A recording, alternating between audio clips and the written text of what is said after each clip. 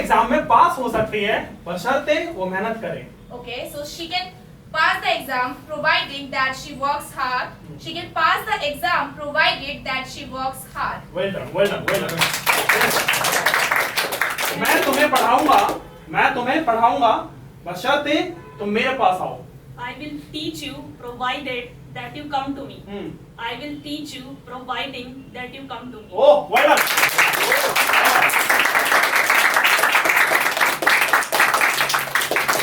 Hello friends, my name is Jordan and I am an English trainer. So आज मैं आपको provided that पढ़ाने आया हूं, जिसका मतलब है बशर्ते, या फिर आप बोल सकते हो शर्त यह है कि, या फिर आप बोल सकते हो पर तब जब, या फिर आप बोल सकते हो इसके बदले में। ठीक है, मैं आपको एक एग्जांपल बता देता हूं ताकि आपको समझ में आ जाए एक्चुअली प्रोवाइडेड दैट का यूज कैसे करना है। ठीक है, जैसे कि आप मुझसे पूछ रहे हो क्या आप मेरी पार्टी में आओगे, मैं बोल रहा हूं कि हाँ मैं आऊंगा, पर शर्त यह है कि, या फिर बशर्ते मेरा दोस्त ना आए। समझ में आ गया?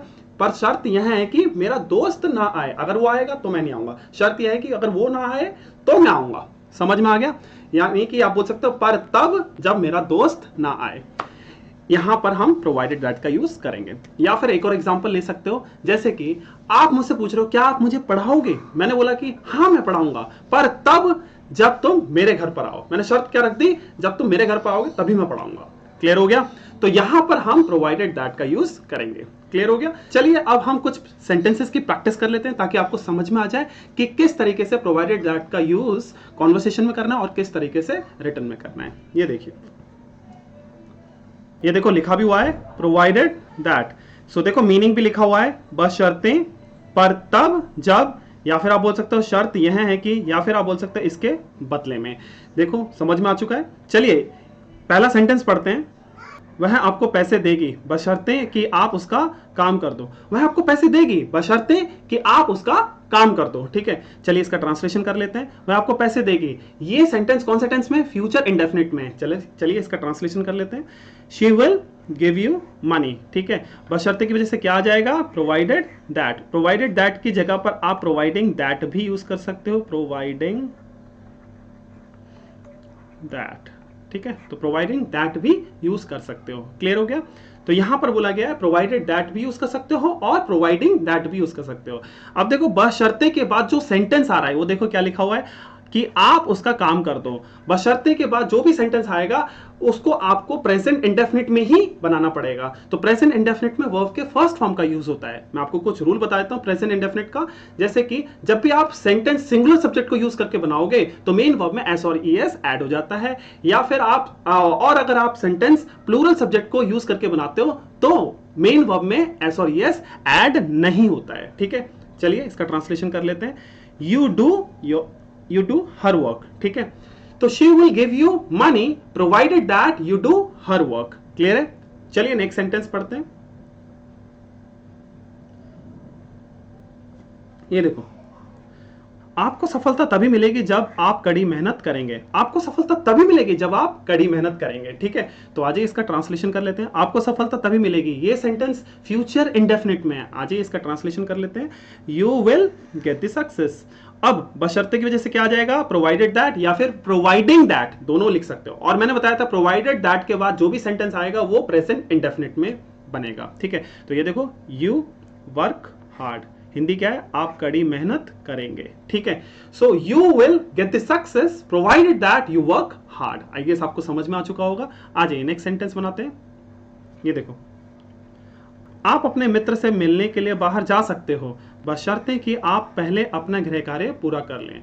गृह कार्य का मतलब होमवर्क। ठीक है, आप अपने मित्र से बाहर मिलने जा सकते हो बशर्ते पहले आप अपना होमवर्क पूरा कर लो। ठीक है, चलिए इसका ट्रांसलेशन करते हैं। आप अपने मित्र से मिलने के लिए बाहर जा सकते हो, इसका ट्रांसलेशन क्या हो जाएगा? You can go out to meet your friend. ठीक है, बशर्ते की वजह से क्या आ जाएगा? प्रोवाइडेड दैट कि आप पहले अपना गृह कार्य पूरा कर लो। ठीक है, सो इसका ट्रांसलेशन क्या हो जाएगा? You finish your homework first. और मैंने बताया था प्रोवाइडेड दैट के बाद जो सेंटेंस बनाओगे उसे आपको प्रेजेंट इंडेफिनिट में बनाना पड़ेगा। ठीक है, तो क्या हो जाएगा sentence? You can go out to meet your friend provided that you finish your homework first. Clear है? चलिए नेक्स्ट सेंटेंस पढ़ते हैं। ये देखो, मैं आपको 10,000 रुपए उधार दूंगा बशर्ते आप मुझे सोमवार तक वापस कर दें। मैं आपको 10,000 रुपए उधार दूंगा बशर्ते आप मुझे सोमवार तक वापस कर दें। ठीक है, चलिए इसका ट्रांसलेशन कर लेते हैं। मैं आपको 10,000 रुपए उधार दूंगा, ये सेंटेंस कौन से टेंस में है? फ्यूचर इंडेफिनिट में है। चलिए इसका ट्रांसलेशन कर लेते हैं। आई विल लैंड यू 10,000 रुपीज बशर्ते की वजह से क्या आ जाएगा दोस्तों? प्रोवाइडेड, या फिर बोल सकते हो प्रोवाइडेड दैट, या फिर बोल सकते हो प्रोवाइडिंग दैट। ठीक है, तो आप कुछ भी यूज कर सकते हो, दैट लगाओ या ना लगाओ चलेगा। ठीक है, आप मुझे सोमवार तक वापस करते हैं, तो इसका ट्रांसलेशन क्या हो जाएगा? You pay me back by Monday. तो मैंने बताया था प्रोवाइडेड दैट के बाद या फिर प्रोवाइडेड के बाद जो भी आप सेंटेंस बनाओगे उसे प्रेजेंट इंडेफिनिट में बनाओगे। तो देखो यहां पर लिखा भी हुआ है, you pay me back by Monday. I will lend you 10,000 rupees provided you pay me back by Monday. Clear हो गया? चलिए नेक्स्ट सेंटेंस पढ़ते हैं। ये देखिए, मैं आपकी मदद कर सकता हूं बशर्ते कि आप मेरी आज्ञा का पालन करें। ठीक है, मैं आपकी मदद कर सकता हूं बशर्ते कि आप मेरी आज्ञा का पालन करें। ठीक है, चलिए इसका ट्रांसलेशन कर लेते हैं। मैं आपकी मदद कर सकता हूं, इसका ट्रांसलेशन क्या हो जाएगा? आई कैन हेल्प यू बशर्ते की वजह से क्या आ जाएगा? प्रोवाइडेड कि आप मेरी आज्ञा का पालन करें, यू ओबे मी। क्लियर हो गया? तो I can help you provided you obey me. Clear है? या फिर आप बोल सकते हो आई can help you provided that, या फिर providing that you obey me. Clear हो गया? आ जाइए नेक्स्ट सेंटेंस पढ़ते हैं। ये देखो, मैं तुम्हारे साथ आऊंगा बशर्ते मेरी मां मुझे अनुमति दे। मैं तुम्हारे साथ आऊंगा बशर्ते मेरी मां मुझे अनुमति दे। ठीक है, चलिए इसका ट्रांसलेशन कर लेते हैं। मैं तुम्हारे साथ आऊंगा, इसका ट्रांसलेशन क्या हो जाएगा? आई विल कम विद यू। ठीक है, बशर्ते इसकी वजह से क्या आएगा दोस्तों? प्रोवाइडेड। ठीक है, सो प्रोवाइडेड की जगह पर आप प्रोवाइडिंग दैट भी लिख सकते हो और इसकी जगह पर आप प्रोवाइडेड दैट भी लिख सकते हो। आप दैट लिखो या ना लिखो, लेकिन प्रोवाइडेड जरूर लिखना। ठीक है, चलिए इसका अगला सेंटेंस क्या है? मेरी मां मुझे अनुमति दे। इसका ट्रांसलेशन क्या हो जाएगा? माय मदर परमिट्स मी। ठीक है, सो मैंने बताया था प्रोवाइडेड दैट के बाद या फिर प्रोवाइडेड के बाद जो सेंटेंस आप बनाओगे उसे आप प्रेजेंट इंडेफिनिट में बनाओगे, तो हमने प्रेजेंट इंडेफिनिट में बनाया है। तो क्या बोलेंगे? I will come with you provided, या फिर provided that my mother permits me, या फिर आप बोल सकते हो I will come with you providing that my mother permits me. Clear है? चलिए नेक्स्ट सेंटेंस पढ़ते हैं।